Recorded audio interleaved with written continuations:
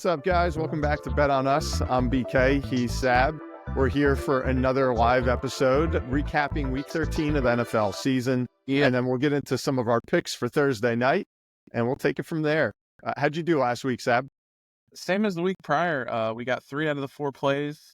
Missed the over on the Eagles-Ravens game. That was it. That was the only thing keeping us from hitting the parlay on the plays anyway. 8-4 in the pick'em. Respectable. Yeah, that Eagles-Ravens game was a little less eye candy than we thought it was going to be. I think it was kind of more of a defensive battle most of the way, but Yeah. So No, I've been on the Eagles bandwagon for a few weeks now, which has been paying off. And I would say right now, if you got to pick, in my opinion, the 2 best teams in the NFL, I'm going Lions 1, Eagles 2. Yeah, all NFC. Yeah, I think you might be right. Yeah. I mean, with Saquon playing the way that he is, and then the Eagles defense is just, I mean, they're causing problems, man. Mhm. Like, you think the Ravens with Lamar and Henry, that they just run wild, and it wasn't the case. And I think that's, one of the best tests that they've had so far. Yeah, and the pass game for the Eagles isn't really there either, and they're doing it mostly through Saquon. Jalen Hurts didn't really have a great game throwing. He hasn't really had a great game passing in a while. A.J. Brown was barely targeted in that second half. He had like a second quarter, I think, where all his targets happened. So they didn't even need him. So that's an interesting thing to think against the Ravens and that pass defense, which is dead last in the league. I thought A.J. Brown would just feast on that defense. They didn't need him. No. So that's the thing. If they're going to play defense like that, the Eagles got a really good shot at getting to the Super Bowl. Yeah, I think so. And it's weird because it's like they're trying to, like the first half, it's like they try to get the pass game going. It just seemed like they were 3 and out. Like they just couldn't get it moving, but it was like, it doesn't matter because defense was so good. And then second half, they're like, all right, if we need to start getting first downs, hand it to Saquon, start running little screens, and then they can win that way. It's like they don't need to be on their A game. No, they really don't. And it's like they're trying to pass to set up the run. I think they need to abandon that and just go full tilt into running the ball, and then set up the pass. Do it the old conventional way, run to set up the pass. I think that's where they need to go. But 10-2, won 8 in a row. They're the hottest team right now, other than maybe the Lions. And the Lions got a big test on Thursday night coming up tomorrow. Yeah, Thursday night has not disappointed this year, which is kind of surprising. Yeah. But I'll give you my quick recap of the week. So on some of my specials, I had Texas beating A&M, covering the 4.5 point spread, which they did. We're going to talk more about that this weekend. I think, speaking of defense, I think Texas has the best D in college football right now. They are just off the hook. Then we got Chargers Falcons. I know we went separate directions there. I picked the Chargers to cover a 1 point spread. It was pretty much a flip of the coin. They got the dub there. The Texans Jags, this is the only one I got wrong. I took the Texans to cover 3.5 against the Jaguars. Thought it was a slam dunk, and it looked that way. It was. And then they blow it at the end of the game, as far as covering the spread. I mean, they still won, but only by 3 because the friggin' Jags go for a 2-point conversion, which they connect on. Yeah. And that half point got me. And then the Eagles money line on the Ravens. That was a pretty nice underdog. That was good. And then Pick'em was 10-2, man. Yeah, so you flipped me. Last week we were opposite. That Jags game was that backdoor cover. You texted me and you're like, you got to be kidding me. And I was like, what do you mean? Like, I went and took the trash out. And I was like, they came back. Like, I disregarded that game. It was 23-6 or whatever it was. And good Lord, like, that's the NFL though for you, man. It's never over spread wise or game wise until the clock hits 0, man. Yeah. Ridiculous. I'll tell you, not to kind of sidebar too much, but these half point spreads are just absolute killers, man. And it was funny, we saw it on the Texans Jags this past week, where it's like you would think there's the odds of that happening when they're up by so much, but it's like a gift to the odds makers out there from the betting gods. It's crazy. They know what they're doing, man. They know what they're doing. That's why freaky. I buy the 0.5 point all the time. It's freaky how accurate it is. And to that point, last night, I'm just hanging out. I said, let me put the Knicks on. They're playing the Magic. Karl Anthony Towns having a hell of a season. Yeah, he is. Big Cat against, the Magic doesn't have, much in the way of a center to match with him. Over under 23.5 points. I take the over. The Knicks absolutely blow out the Magic. I mean, they were up 30 points in the third quarter. Oof. It was out of control. But in any event, Big Cat gets to 23 points. There's an entire fourth quarter left. And he Thibodeau sits. left him in, which I was Oh, he surprised by. left him in? Oh, okay. I thought he sat. He leaves him in. He shoots 2 threes that he bricks. He takes another 3 that he gets knocked over on. They call a foul. So you figure, okay, just 1 free throw and I'm good here. Completely in the gutter. The Magic challenge the call. No way. They win the call that it is not a foul on the 3-point shot. And then he comes out of the game with 23 points. Yeah, I thought you were going to say he missed all 3 free throws. I was going to be like, holy shit, that's an epic bad beat. That's almost even worse, though, the challenge down 30. Let's challenge it. Yeah, Holy I'm like, come on, shit. man. But it was weird in this stupid NBA, in-season playoff cup that they have. Yes. The point spread matters as far as how you move on. Yep. So I guess that's why the Magic actually still cared at that point. So the Celtics, I guess 2 or 3 nights ago, they were playing the Hawks, I think, in a cup match. And they were up by 8. And with 1 second left, they called a timeout. And because of the point differential, and they threw a pass to, I think it was Sam Hauser in the corner, and he hit a 3 at the buzzer.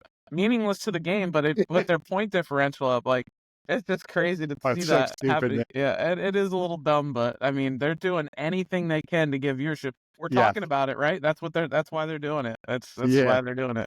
Which, I mean, I guess in some respects it works because you're getting excited about something that means absolutely nothing. In December, December. Exactly. But on the other hand, it's kind of like, man, it does seem like they're grasping at straws. It does. Yeah. But can we talk about Monday Night Football for a second? I mean, what are we doing? How have we gotten 7 minutes in when I haven't talked about this guy right here in the Broncos? I was waiting. That game was insane. I mean, there was no one that told you they had 41-32, almost 950 combined total yards, 73 combined points. No one was telling you with Jameis Winston versus Bo Nix on Monday night in Denver. No one had that. Obviously, the Broncos getting 2 timely pick sixes. Basically the difference of the game because they couldn't stop anything Jameis Winston was doing other than those plays. I mean, Jameis Winston that was a masterclass of performance, but that was the most Jameis Winston performance of all time. Throw for about 500, throw a bunch of fastballs, look amazing, and throw 2 pick sixes, 3 picks total, a pick to clinch it. I mean, that is his career in a nutshell.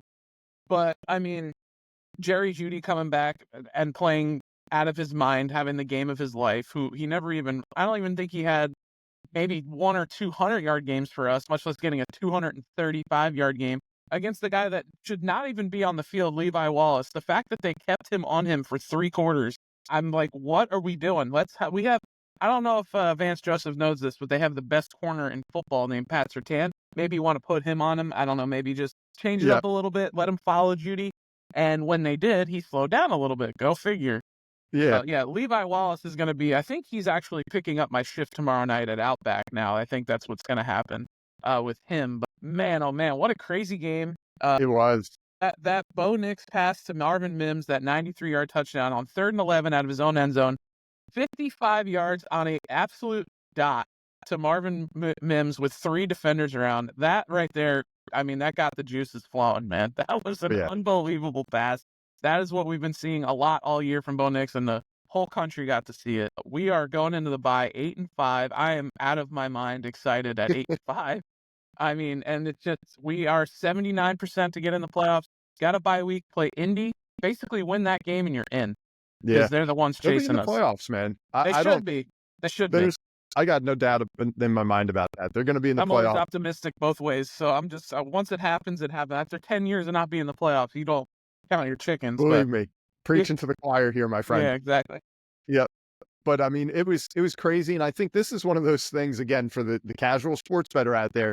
You see Jameis Winston in a game, that's when you make the stupid bets, because that's when they're going to connect. He set several records in that game. Yeah. He was, I believe, the only player to throw for over 400 yards and 2 pick sixes in a game. That's the Jameis I think that was one of the records. It was the most passing yards in franchise history for the Browns ever in a game. And I think it was like the only player ever to set the record for the franchise and lose the game. You That gotta is- love Jameis Winston. The guy is primetime TV. Never a dull moment with him, man. And then his press conference is just, I mean, he is unreal, man. And you know what? I used to think this guy was a phony. I don't think he is. I think this is literally him. I think he wakes up every day, looks in the mirror, and says this stuff to himself, and then says it in front of a microphone because that's who he is. He said he prays to the Lord. He prays to the Lord every day for everything, and he says tonight I'm going to be praying for no more pick sixes. Like, and he means it. Like he means it. He's just something else, man. Like, but he's a warrior, man. You can tell those Browns are playing way different. They're 3-8. They had no business being that competitive in that game. For what? With their backup quarterback, their franchise quarterback, $200 million man is hurt, who they just clearly don't want to play for. I don't know what they're going to do there. They're saying he's coming back next year, probably because of money, but they got to figure something out. Maybe bite the bullet like the Broncos did with Russ or something. Because look at how look how it's worked out for them. Sure. And for Russ in that matter. And I think it's one of those situations where if you pull the locker room in Cleveland, I bet you every player on that roster wants Winston to stay. 95% of them. Absolutely. Definitely. Yeah. I mean, it's just brought so much attention. I mean, the guy is like one of the faces of the NFL as a backup quarterback that's a journeyman on a team that's 3-9, which is like, to do that is crazy. Yep. He's exciting. Like they say, he's going to throw a lot of touchdowns. It's just they don't all go to his team.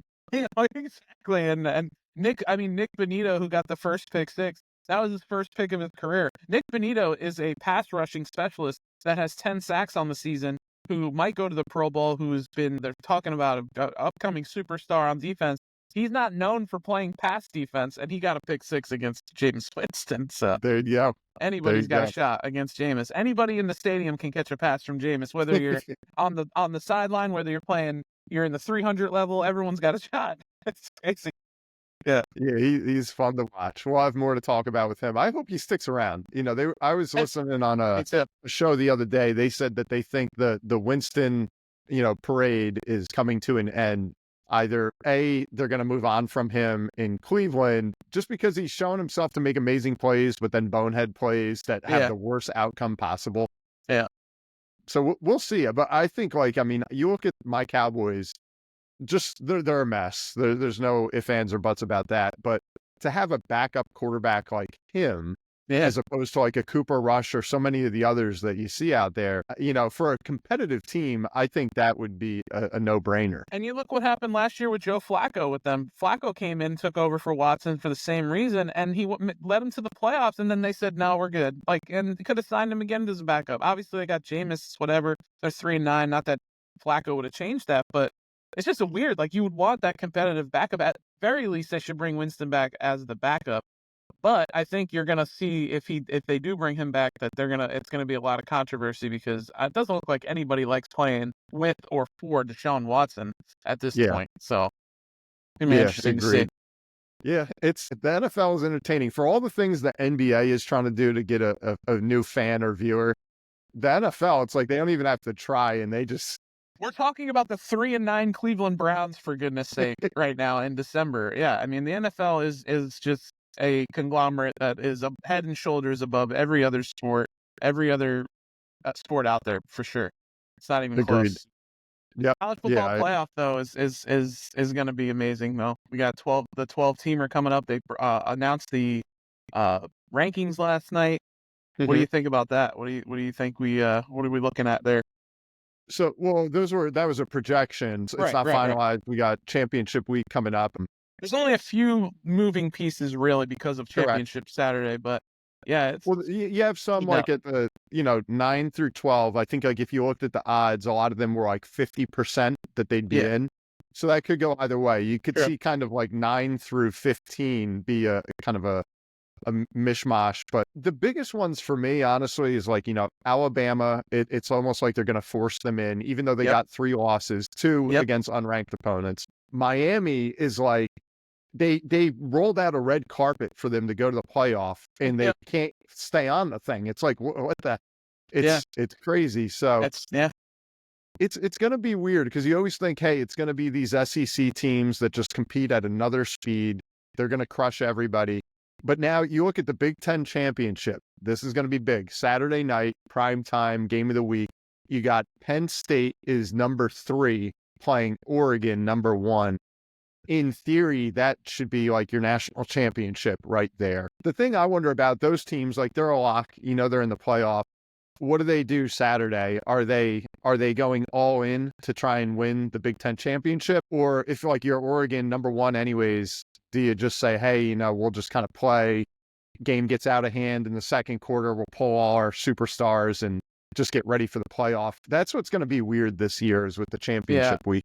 I don't think that's going to happen in Oregon's case because it's their first year in the Big Ten. It's kind of like Texas and the SEC. Everyone's saying, oh, now they got to go to a real conference and this and that, and they're going to play all the big dogs. I think Oregon wants to make a statement. They're 3.5-point favorites. Penn State's defense is elite, one of the best in the country, if not the best.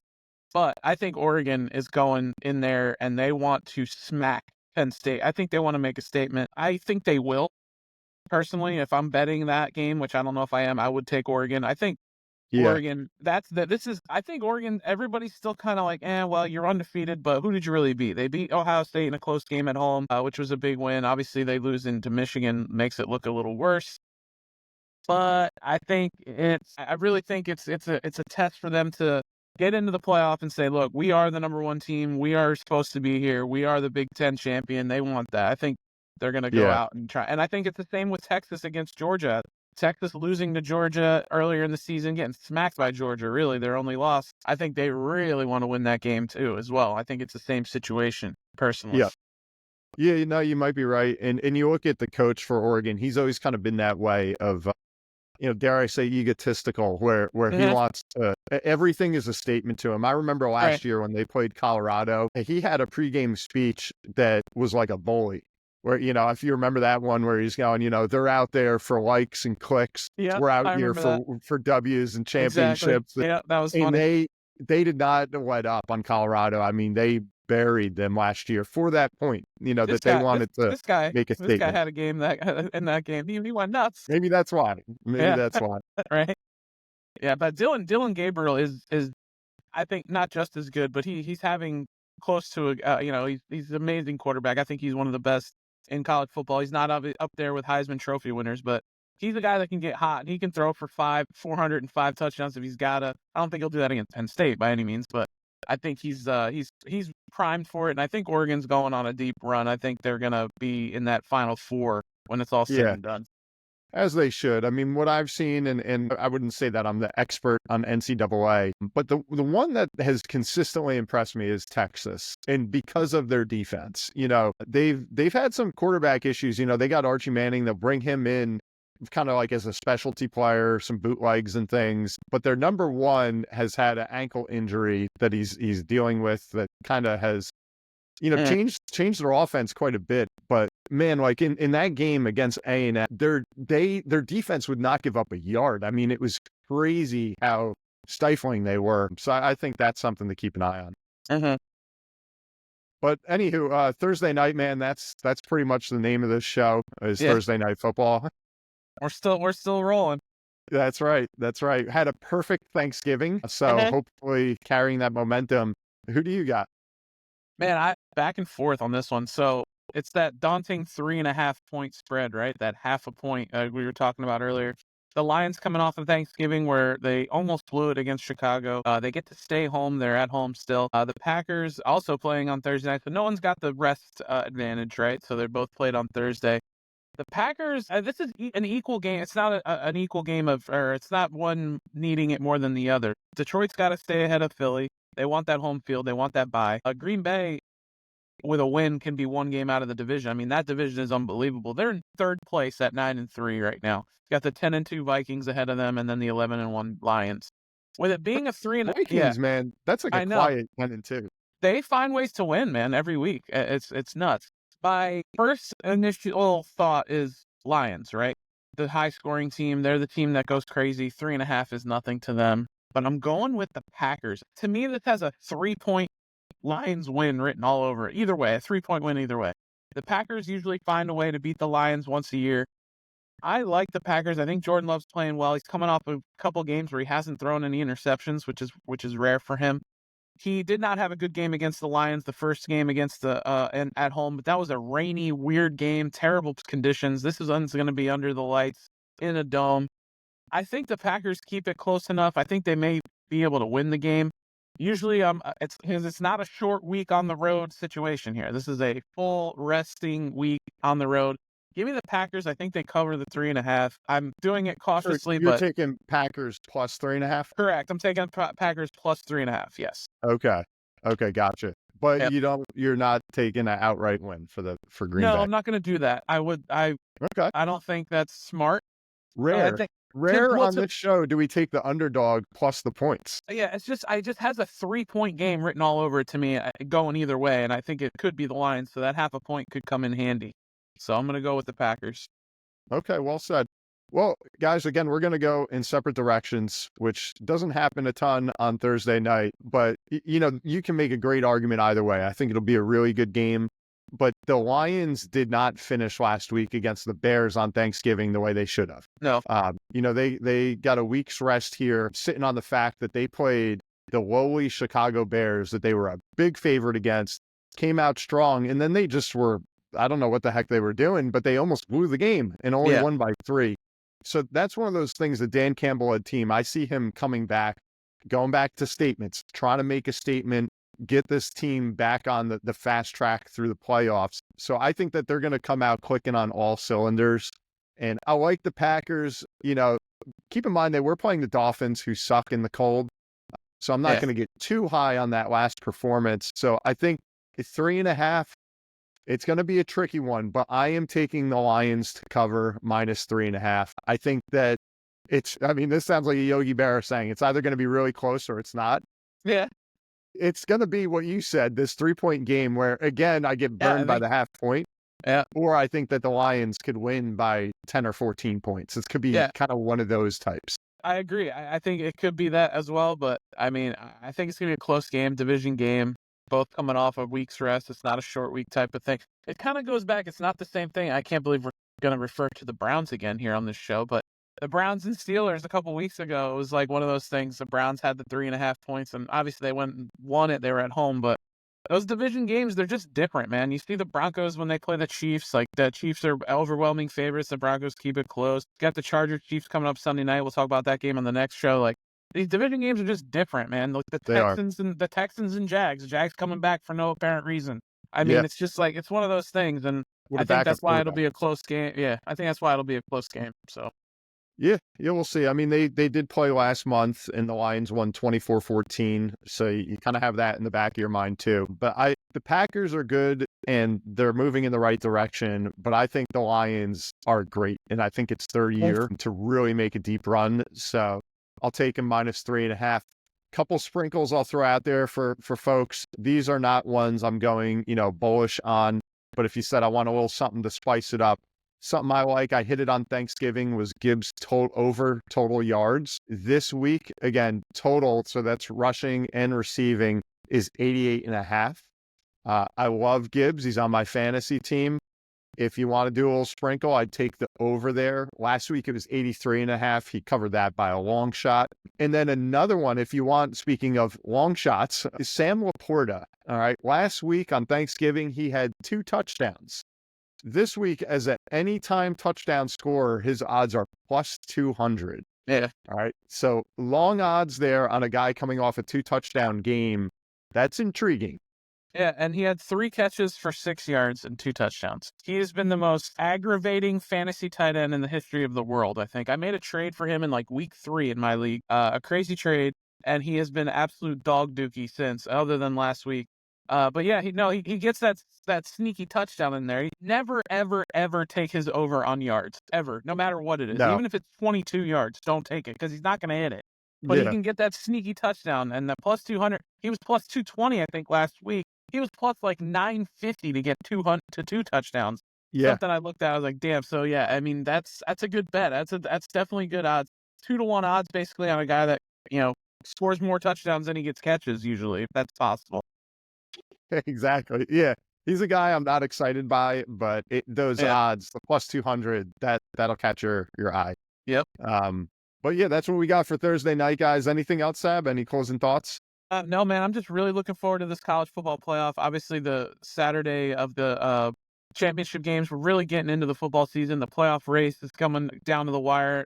5 weeks left in the NFL season, and then we get the college football first 12-team playoff. Man, it's a good time for football. And then once football's done, I'll start watching some NBA, I guess, and maybe we'll get Yeah. into that a little bit. But for now, Yeah. man, it's all football all the time, baby. Yeah, buddy. Yeah, we'll have a lot to talk about this weekend as we dive into it. Don't want to get ahead of ourselves, but I'm excited for that Texas game. I think that's a money game, for fans out there that like to play a bit. And, just last thing that's kind of crazy is you could see Big Ten championship showcasing almost what's a national championship with Oregon, Penn State. Then you got the ACC championship. Are teams that I think it's SMU and Georgia Tech. SMU and Clemson, I think. Clemson, yeah. Clemson, okay, yeah. I was going to say, you got teams that are like hardly 500 teams getting in the championship. Coming off a loss, going in there. Mess. You see the disparity in conferences. The ACC will cease to exist by the time Tino's in kindergarten, I think. I think we're like 5 years away from the ACC being disbanded. Yeah, just go back to basketball, man. Especially Florida State's going to be throwing out 2-10 seasons like that, and they're supposed to be the top dog. But yeah, tough conference. But hey, somebody's got to win it. Somebody's got to win it. And by the way, so I forgot to mention this. I'm sorry. Because they put out the odds for a couple weeks ago for the national championship. I mean, they've had them out, but they broke it down a little bit. 2 weeks ago, Alabama was plus 4,000 to win the national championship. 4 days ago, they were plus 2,250.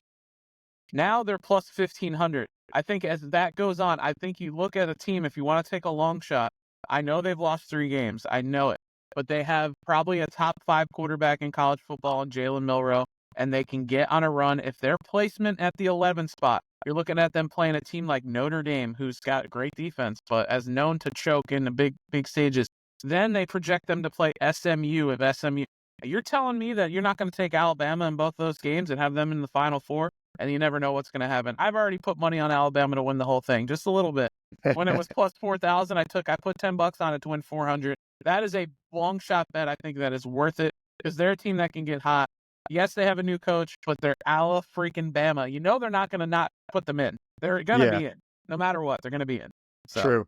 Yeah, but that's one of those ones I'll say I think it's a long shot for a reason. I like the odds. They are intriguing. And if it was one of those things where if they got to the Final Four, would there be a cash out option? And then you say, hey, I got what I wanted here. Guess what? I saw this with the Mets. I saw it with the Dodgers with my World Series sweep. They usually don't give them. All right. When they take a long shot that far, even if the payout is ginormous, it's like the sports books have faith in their original judgment. And they say, no, we'll push it all the way to the end. Yeah. Because we know that they're going to collapse. But you get to the hedge territory, too. If you get in the final, if you put enough on it to where you're like 20 to win 800, and then you're in the Final Four, and it's like, okay, well, let's hedge this bitch. That's the other side. Yeah. True. See what happens. All right, we'll have a lot to talk about this weekend, guys. And remember, we are unveiling this new live format, too. So if you like this, if you want to join a part of a sports talk show, you can, any of these episodes, hop on live on Facebook, on YouTube. It's a chance to kind of fire questions at us, talk some trash, and have a little fun. Otherwise, just listen to the recording. We got the podcast going. You can always watch the episodes as a playback and get some teasers as what the good bets of the week could be. But like and subscribe. I'm BK. He's Sab. We'll see you this weekend.